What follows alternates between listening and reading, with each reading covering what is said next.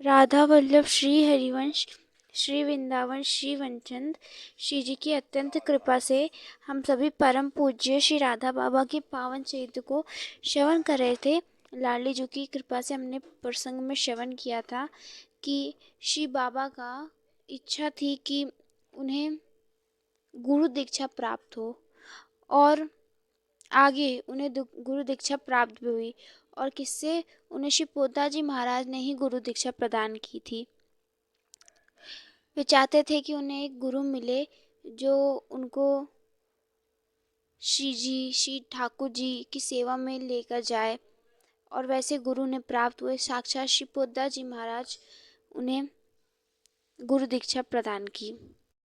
श्री पोदाजी महाराज लोगों के लिए विद्वान थे, बुद्धिमान थे। उन्हें हजारों लोग महापुरुष मानते थे।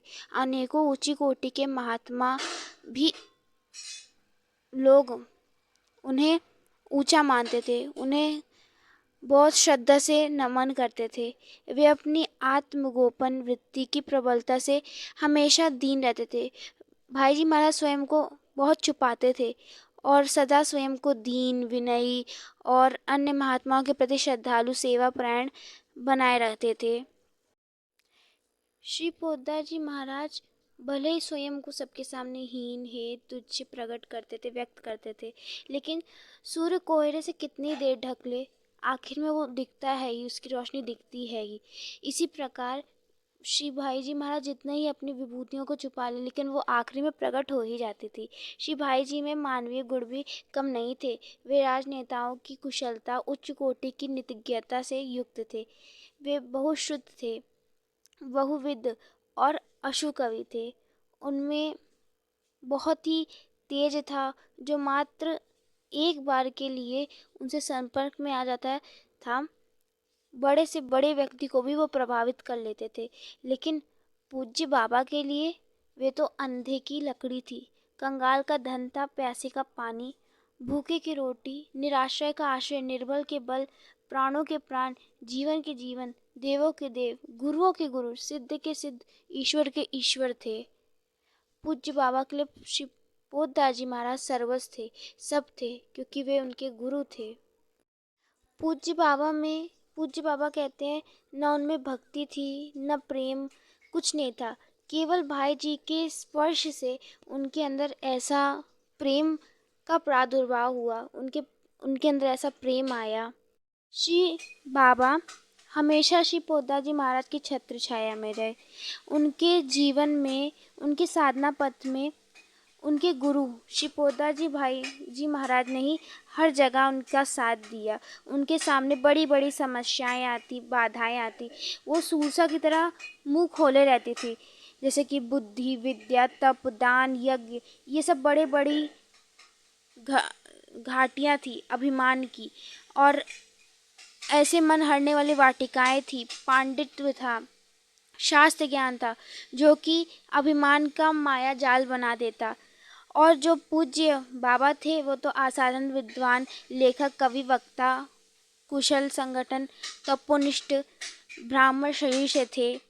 माया उन्हें कहीं भी पटक सकती थी, कहीं भी भटका सकती थी, लेकिन उनकी गुरु श्रद्धा का पाथेय, एकांत गुरु भक्ति का कवच उन्होंने पहना रहा और ऐसा संत प्रेम उनका अंगरक्षक बना रहा और वो माया से निर्भय हो गए।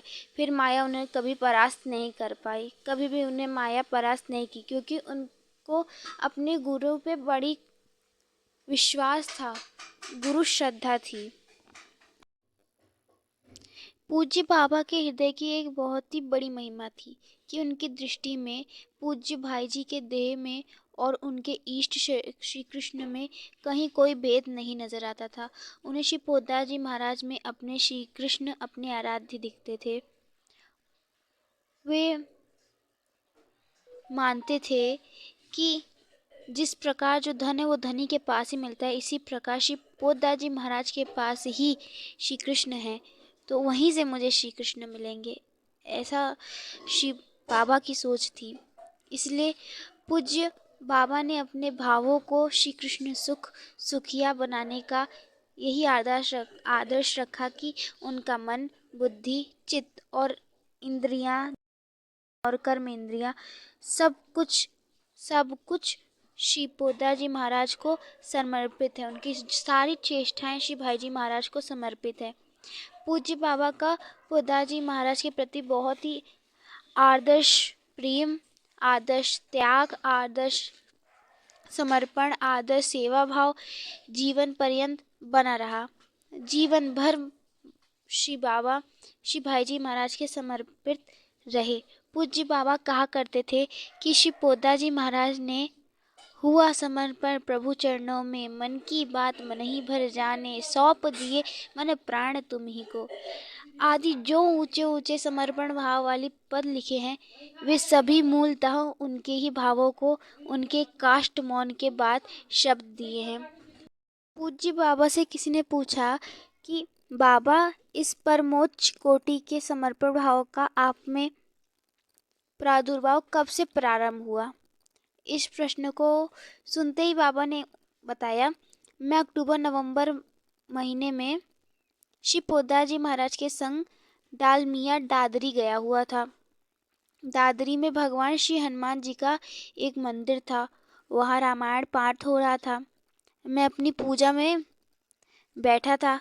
अचानक मेरे अंतःकरण में विराजित श्री कृष्ण ने मेरा ध्यान गायन होती हुई एक चौपाई पर केंद्रित कर दिया। वो चौपाई थी, एक ही धर्म एक व्रत नेमा, काये वचन मन पति पद प्रेमा। पूज्य बाबा में इस चौपाई को सुनते ही बाबा के मन में एक नई ऊर्जा आ गई, उत्साह आ गया। एक ही धर्म एक व्रत नेमा, काय वचन मन पति प्रद प्रेमा, ये उनके मन में गूंजने लग गया। और बस उसी क्षण मेरे मन में निश्चय हो गया कि अपने जीवन का क्षण क्षण तथा अपनी शक्ति का कण कण श्री भाई जी की रुचि पूर्ति के लिए ही व्यतीत कर दूंगा। जगत में जो भी मेरा प्रेम, विश्वास और आत्मीयता का संबंध है, सब ओर से सभी बंधनों को खोलकर मैं माँ श्री भाई जी के चरणों में बांध दूंगा। ऐसा बाबा ने दृढ़ निश्चय कर लिया। श्री पूज्य बाबा के स्वभाव की एक बड़ी विशेषता थी कि वो मात्र भावना और विश्वास नहीं करते थे। भावुकता जिसकी कोई ठोस भूमि ना हो, उनकी दृष्टि में बस एक पागलपन और दम्भ योग था। उन्हें ऐसा लगता था वे यथार्थ के समर्थक थे। वे सोचते थे कि मुझे मात्र श्री कृष्ण के दर्शन हुए हैं तो श्री कृष्ण की ही सेवा करूंगा। उनके तार्किक मन में इसका दृढ़ विश्वास था कि संपूर्ण ब्रज लीला, चाहे कुंज चाहे निकुंज गोष्ठ कुछ भी हो, श्री कृष्ण में ही है, श्री पोदाजी महाराज में ओतप्रोत है। जब श्री कृष्ण मुझे सशरीर पोदाजी महाराज के रूप में जब प्राप्त हैं और मेरे चित्त में, मेरे हृदय में उनका वंशीधारी कदम वृक्ष के नीचे खड़ा हुआ स्वरूप नित्य विचल स्वर्ण जागरण हर समय अखंड स्थित रहता है, तो सारी उनकी कृपा से जो लीलाएं हैं अपने आप प्रकट हो जाएंगी। यानी जब वे यमुना शब्द पर 10-20 सेकंड अपना मन लगाते थे तो श्री कृष्ण से, अपने हृदय श्री कृष्ण से सम्मुख में मचल पड़ते थे और कहते थे, मुझे यथार्थ में श्री यमुना जी के दर्शन कराओ। जब मैंने आपका कभी किसी चित्र को लेकर ध्यान नहीं किया, आप गोरे काले जैसे हो, जब मेरे दृष्टि पथ पे आए तब मुझे पता चला। तो अब आप ही मुझे श्री यमुना जी के दर्शन कराइए, सच्चिदानंदमय रूप का दर्शन कराइए। मुझे श्री वृंदावन धाम, सचल श्री वृंदावन धाम के दर्शन कराइए, अपने परम धाम के दर्शन कराइए, गिरिराज पर्वत के दर्शन कराइए। वे भाई जी महाराज के रूप श्री कृष्ण के सम्मुख ही अपनी मासिक सब सेवा रखते थे। जैसे भाई जी सामने खड़े हैं तो अपनी मानसिक सेवा वे रखते थे कि मुझे चाहिए। साथ ही साथ वे श्री कृष्ण की रुचि में पूर्णतः समर्पित भी थे। तो वे कहते थे, अगर आप चाहते हैं कि मुझे आपके श्री धाम के दर्शन ना हो, गिरिराज के दर्शन ना हो, राधा कुंड के दर्शन ना हो, तो आप मेरी मांगों को मत पूरा करिए। अगर आप चाहते हो मैं नरक को भोगूं तो मैं वो भोगने के लिए तैयार हूँ। आपकी जैसी इच्छा हो आप मुझे वैसा बना दीजिए, आपकी जो इच्छा हो वही करिए। और जो उन्हें रूप प्राप्त था प्रभु का कदम्ब वृक्ष में, उस रूप को एकटक पान करते और उनकी रुचि में अपनी जीवन को ढालने में प्रयास में रहते थे कि जिस प्रकार श्री ठाकुर जी, श्री कृष्णचंद्र जो आप मेरे जीवन को ढालना चाहते हो उस प्रकार मैं रहने को एकदम तैयार हूँ। उनका बड़ा ही विलक्षण समर्पण था श्री कृष्ण जो के प्रति। वे तो श्री कृष्ण से पूछते थे, तुम्हें मेरी गोरी आकृति प्रिय है या काली? आपको जो प्रिय आप मुझे वैसा बना लो। अगर आप मैं आपको गोरी अच्छी लगो तो गोरी बना लो, अगर काली अच्छी लगूँ काली बना लो। अगर आपको मेरे अंदर जो गुण प्रिय है वो गुण मुझे प्रदान कर दे। जो कुरूपता, गुणहीनता, दुशीलता जो है वो सब आप निकाल लीजिए। आप मुझे जिस प्रकार बनाना चाहते हैं आप मुझे वैसा बना लीजिए। अगर आप मुझे दुख भोगवाना चाहते हैं मैं दुख भी भोगने के लिए तैयार हूँ। सुख भोगवाना चाहते हैं सुख भोगने के लिए तैयार हूँ। आप मुझे जैसा बनाना चाहते हैं, जैसा दिखाना चाहते हैं मैं वैसा बनने के लिए तैयार हूँ। हे नाथ मैं आपकी हूँ, हे प्यारे मैं आपकी हूँ। ऐसा बाबा का पूर्ण समर्पण था श्री ठाकुर जी के प्रति। ऐसे हमारा भी समर्पण हो कि हे प्यारी, हे श्री जी मैं आपकी दासी हूँ। ये ठसक हम में होनी चाहिए, श्री सद्गुरुदेव भगवान भी कहते हैं। तो इस प्रकार की भावना थी कि हे नाथ जिस प्रकार आप मुझे बनाना चाहते हैं आप बना लीजिए, मैं आपकी हूँ बस। इसलिए उनका मधुरतम मन भाव, मन प्रेम नित्य निरंतर सहज ही बढ़ता चला गया। उनके प्रेम में न झूठी अन्य विनय थी, न ही कोई गुणजनित हेतु था। श्री कृष्ण चाहे कैसा भी अपराध करें, पूज्य बाबा का प्रेम उनसे घटता नहीं था। उन्हें श्री कृष्ण से न भोग की स्प्रिया थी न मोक्ष की। उन्हें न अपना सर्वस्व उन पर न्यौछावर भर करना था। उनका प्रेम कारण रहित था। वे चाहते जो उनके प्रभु करना चाहे वो करें।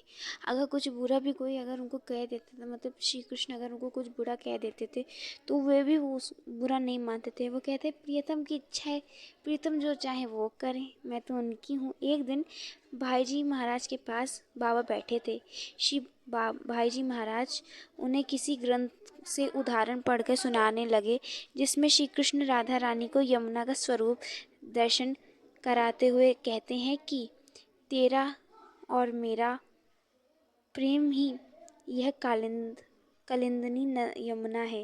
श्री कृष्ण कहते हैं यमुना का एक किनारा मैं हूँ और दूसरा किनारा तू है।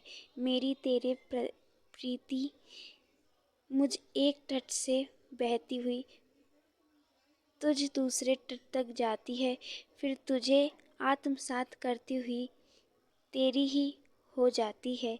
फिर तेरी प्रीति हुई वही रस धारा पुनः उमड़ती है और मुझ दूसरे तट को अपायित करती मेरे ही प्रीति संपदा बन जाती है। यह हम दोनों का प्रीति रस प्रभाव ही तो यमुना है। आहा, कितना प्रेम है श्री प्यारे प्रिया प्रीतम में। श्री भाई जी का यह रस वर्णन कर ही रहे थे। उसी समय पूज्य बाबा जहाँ बैठे थे वहीं एक परम निर्मल चिन्मय रस प्रवाह बह उठा। यह रस प्रवाही परम शोभमयी यमुना बनकर उनके सम्मुख लहरने लगा। यही यमुना पूज्य बाबा की प्राण सहचरी बन गई, क्योंकि ब्रज शतनय का प्यार ही ब्रजरस होकर अति मंजुल रूप में बाबा के नयन गोचर हो उठा। अपने प्राण सर्वस्व की प्रीति भावों की इस तरंगणी में उनकी मधुरतम मधुर उमरियों में पूज्य बाबा का भाव शरीर स्नान करने लग गया और इस प्रेम रस में डूबने लग गया, जिसका व्याख्यान करना बहुत बहुत कठिन है। श्री जी की कृपा से अभी तो बाबा के चरित्र को यहीं पे विश्राम देते हैं। लाडली जी की कृपा से आगे के चरित्र को हम कल श्रवण करेंगे। लाडली जी कृपा बरसाए रखें। तब तक के लिए आप सभी भक्तों को राधा वल्लभ श्री हरिवंश और आप सभी को बसंत पंचमी की बहुत सारी शुभकामनाएं। जय जय राधा वल्लभ श्री हरिवंश। श्री वृंदावन श्री वनचंद्र।